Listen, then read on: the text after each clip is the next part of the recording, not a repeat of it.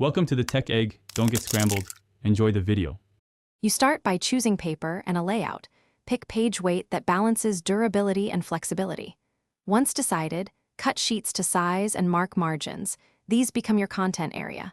Make light pencil guides for columns or alphabet headings so entries align. Fold and stack pages in the order you want the index to run and clamp them. This keeps edges even when you trim. Make sure to keep a few blank pages at the front for title or instructions. Once pages are stacked, choose a binding that matches use. Glue for a flat spine, stitches for durability. Apply binding carefully, spread glue evenly or punch holes at measured intervals for stitching. After binding, add headings and tabs. These give quick navigation and you can use color coding for categories.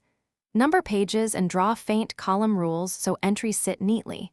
This makes scanning easier. Test readability by writing a few sample entries and adjusting margins or tab size if text crowds the edge. Finish by trimming the outer edges for a crisp look. Hold a straight edge firmly and take several light passes instead of one heavy cut. Attach the cover and protect it with laminate or thicker cardstock, then press and let dry under weight.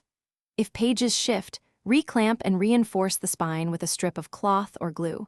If ink smudges, use archival pens next time and allow drying time now. Make sure to test a repaired sample before using the entire index. Thanks for watching. Consider subscribing if I helped unscramble your problems.